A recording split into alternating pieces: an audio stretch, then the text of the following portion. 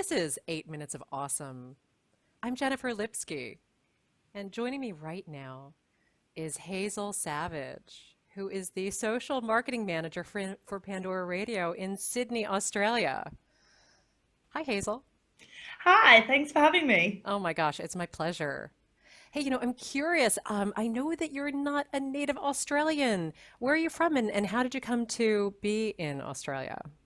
So it's true, as soon as I open my mouth, everyone realizes I'm not actually Australian, which is a little bit of a letdown for an Australian marketing manager. But I am English. I'm from England, from the north of the country, and I moved to Australia 3 years ago. I was working for Shazam in London at the time, and I actually just got an email one day on LinkedIn saying, "Would you ever consider working in Sydney?" And I sort of thought, oh, would I? I don't know really. I'll see who this is and what they want. And it turned out to be a recruiter, and I was headhunted for Universal Music in Sydney. So, or answer every email. That's my life lesson from that one. Wow. Oh my goodness. That is really exciting. That is Yeah. a really exciting story. That's great. How long have you been in Sydney now? So it's just over 3 years now, and yeah, it's a great place to be. Like any new place, it took a short while to find my feet, but now I'm here and absolutely can't complain. It's a great country with a lot to offer. Yeah, yeah, absolutely. Yeah. And I know Pandora is an internet online music streaming service. And truth be told, I actually am a Pandora user. I use it every single day. I use it, I know, thumbs up. I used it in the States. I use it while I travel. And not doing this as like a plug or pitch for Pandora, but I really do love your service. There is an amazing part of it called the Genome Project. Really, really remarkable and kind of innovative backbone. To my understanding, it has like 400 or something attributes that allow your service to select songs and play songs for the listener that is based on kind of their preferences, what they like, and also leaves out what they don't like. I'm about So right. I think you're right. I think one of the differentiators in market for a product like Pandora, and actually it's great that you are such a fan. We tend to find that our biggest advocates in the new territory tend to be Americans who come over and go, "You don't know about this? How did you not absolutely love this product? It's amazing." So I never met an American who didn't already know what Pandora was, which is fantastic and Yeah. just testament to the scale of the company in the US. But yeah, the Genome Project is what the special sauce and what really sets us apart from a lot of other products who've brought out radio features over the last few years, and that's the Music Genome Project, which is, as you say, 450 musical points of DNA. So when we look at every single song, we don't just go, artist title, submit, rock, pop. No. We look at the 450 points of DNA. So how breathy are the vocals, how nasally are the vocals, how gritty are the vocals, and all those pieces of information eventually match up and will tell you the kind of music that you like. And so, when I pick Bon Jovi radio, it knows I'm going to like AC/DC. It knows I'm going to like Kansas, Journey. It can pick based on what you like. It's not a popularity based algorithm, so the results often come across as more authentic. Right, right, and very individualized, right? Yeah, and Yeah. so that's one of the things our founder Tim Westergren likes to talk about as well. The relationship between easy and personalized. Easy has been done. AM/FM radio is easy. You can switch on the radio, easy. That's all you have to do. Music is then playing, but it's not personalized. And in any given country, there can only be X amount of stations. So chances are you're not going to be listening to the kind of music you want. And then personalized. A lot of different companies do personalization, but not very many. It's curated. You build your playlist. Not many of them do it in the easy way that Pandora does. So we really think we sit at that intersection between personalized and easy. Yeah, yeah, that is so good. That is really, really good. And I imagine that you do have, besides your, professional and marketing skills, social marketing, you do have a personal interest in what you do as well, because to my understanding, you are a musician yourself as well. I am a musician as well. It's funny as well. I've recently just put my band back together.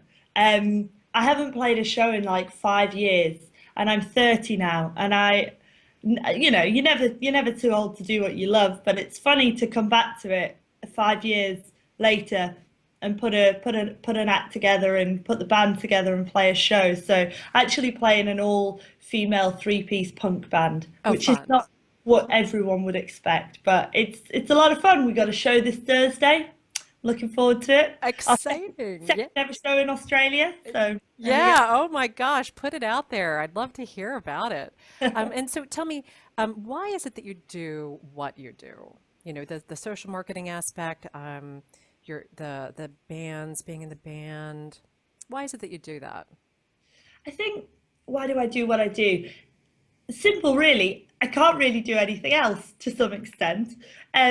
I just remember really clearly when I was about sort of 14 or 15, trying to put a CV together, to apply for part-time jobs whilst I was studying. And I just remember like not having anything to write on my CV because I'd never had a job before. And I just thought, well, how do I have nothing to write, but I'm so busy all of the time? What am I doing with my time? And I realized that all I did all day and every day was just related to music, whether I was playing in a band, whether I was going to see live acts, whether I was, helping design posters or flyers for a friend's show, whether I was working the door at, X gig. And I thought, well, that's relevant experience. That's not, stuff that I can't utilize. And I'm spending all my time and all my energy doing this. So that should be what goes on my CV and that should be what I do. And so from that end, and I am one of the very few lucky people who actually gets to do what I enjoy for a living, I've just ended up working in and around music at all times because it's the thing I care about the most, I think. Yeah, isn't that interesting? I love that story actually because I know at the time it must have seemed very daunting, like, wow, what do I put here? When in fact, your life and your experience was already so full, and just continue to grow. So you had so much to offer in that space. So that's really, really remarkable. Really, really good. And I'm wondering, during that time, when you were working through discovering that part of you, who inspired you?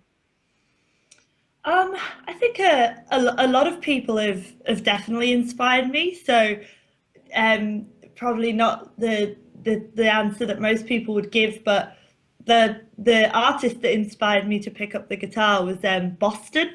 I don't know if you know Oh, Boston. sure, of course. It's got a great song, More Yeah. Than a Feeling, and it was that guitar line that made me think I really want to play guitar. And it was but also as well, I was 13 when I got my first guitar, and my brother, who's a year older, wanted a guitar at the same time. So he kind of inspired me in the same way to take it from not just thinking that's what I'd like to do, but to then going, and I'm going to do it. That was the kind of the sort of forward thinking drive that my brother gave me, but also as well, my dad was always really supportive. I always think as well, so I asked for a guitar for my 13th birthday, and my dad just went, yep, sure, no problem. Took me to the store, asked me what I wanted, let me pick out a guitar. I didn't really know what I was looking for at the time, but ended up with quite a nice Fender Telecaster, which was great. And I've just met so many other people along the way who perhaps haven't been as supportive, which made me realize how lucky I was originally, in later life when I've sort of said to friends or to colleagues, oh, I think I'd like to get, X guitar, that'd be great. And the comments have just been, oh, another one, or you'll just leave it lying around, or are you even going to have time to play it? And I just sort of thought, imagine if when I was 13, the first reaction I'd have got would be from my dad, instead of just, yeah, no problem, was just, well, are you really going to play it? Well, are you bothered? How much that kind of attitude can hold you back? Whereas without realizing it the whole time, I just had support. It was just a given. So definitely family, individual musicians have definitely inspired me, but I continue to be inspired as well by the people I work with now. I'm lucky to have a great boss, Jane Huxley, the CEO of Pandora Australia and New Zealand. And yeah, you can find inspiration from absolutely anywhere. And as the saying goes, just surround yourself with good people. Yeah, absolutely. Gosh, it's amazing about with your father and him being so open and saying just yes, right? And the Yeah. message in that is so profound because, gosh, if we can all remember that in every day to really look at what comes to us, and maybe maybe pause and consider. But maybe yes is a good answer for some things to really let things happen in our lives and really embrace what we want to do. I think I didn't even realize at the time that that experience was unique or that I was lucky in some respect. It was just a given that if you said you were going to do something, you could do it. And if you wanted to do something, everyone would support you.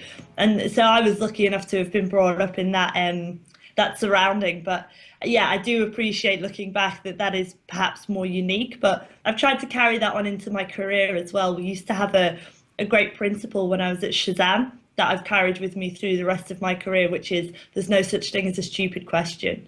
So never ever put people off from asking what may seem ridiculous questions, and never kill somebody's curiosity or stop encouraging people. I think, and that's important even to this day. Yeah, that's a beautiful message. Really, really strong message. Thank you for bringing that forward. Oh my goodness. And hey, keep me updated with your music and your where your band's playing. Well, it's just a sideline for me now. I Yeah. have the day job, but no, Yeah, yeah. I enjoy doing it. So Yeah. that's So, that's the yeah, idea. super fun, super fun. And, I would like to mention if people want to learn more about Pandora, they can go to pandora.com. Also, Facebook has a Pandora page, and Twitter is Pandora AUS for Pandora Australia. And Hazel Savage, thank you so much for joining me here on 8 Minutes of Awesome. No problem at all. Thanks for having me. Absolutely.